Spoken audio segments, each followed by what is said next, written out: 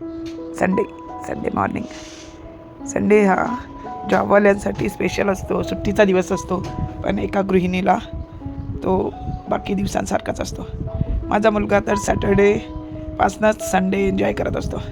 Happy Sunday करत रात्री झोपतो. सकाळी माझं सकाळचं रुटीन हे असंच होतं बाकी दिवसांसारखं. दूधवाल्याकडून दूध घ्यायचं, पाणी पिली, गरम पाणी, आणि थायरॉईडची गोळी घेतली. मग काय, दूध आणल्यावर दूध तापवायला ठेवायचं आणि दुसऱ्या रूममध्ये थोडे कपडे होते त्याच्या घड्या केल्या आणि बघत होती काय करायचं आज. मग काय, संडे होता तर भाजी आणायला जायचं होतं, पण म्हटलं पहिले सगळं घरचं आवरू आणि मग भाजी आणायला जाऊ. कारण की भाजी आणायला गेलो की तिकडनं आल्यावरही भाजी निवडून फ्रीजमध्ये ठेवल्याशिवाय काही वेळ करू नाही शकत. कारण की ती जर तशीची तशी राहिली तर काहीच फायदा नाही. पण आठवड्याभराची भाजी आणून ठेवणं म्हणजे एक आठवड्याभरासाठी डोक्यावरचं टेन्शन चाललं जाते. आठवड्याची भाजी आणून ठेवणं, संडेला पूर्ण आठवड्याभराची भाजी आणणं. पहिले मी पण करत होती, 2-3 भाज्या आणत होती आणि त्याच वापरायच्या. परतही गेलं तर आपण काय करतो, मग त्याच भाज्या आणतो. त्याच्यानंतरही गेलो तर 2 भाज्या घेऊन यायचं म्हणजे त्याच भाज्या आणतो. म्हणून मग मी म्हटलं नाही, आठवड्याभरासाठी गेलो की 7-8 वेगवेगळ्या भाज्या आणल्या जातात. हे पण त्यातलं एक विशेष आहे. कारण की आपण 2-2, 3-3 दिवसांनी भाजी आणायला गेलो तर त्या भाज्या आणल्या जातात आणि खाल्ल्या जातात. हे बघा, मला आज बाजारात फणस पण मिळालं.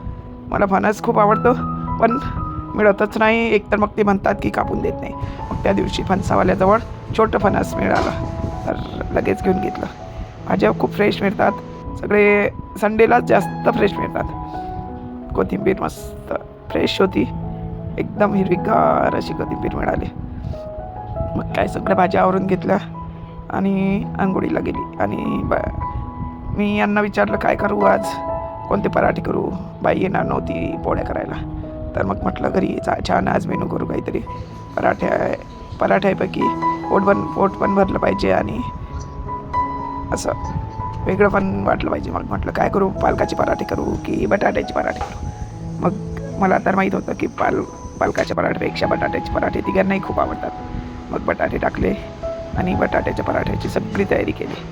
सगळं बटाटे पहिले उकडून घेतले आणि साल काढले आणि मस्त बटाट्याच्या पराठ्याची तयारी केली. छान, मला पण आवडतात बटाट्याचे पराठे करायला. मग काय, मिरची कोथिंबीर चिरला, मिक्सरमधून काढलं मस्त. हिरव्या मिरचीचीच करते मी, त्यामध्ये हे पण नाही टाकायचे, हळद नाही टाकायचे. छान पराठे होतात मग आणि दिसायला पण छान दिसतात.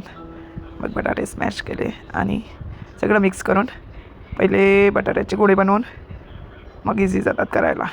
शेकले तेला तुपानी, खरपूस असे छान शेकले ना तर छान लागतो बटाट्याचा पराठा.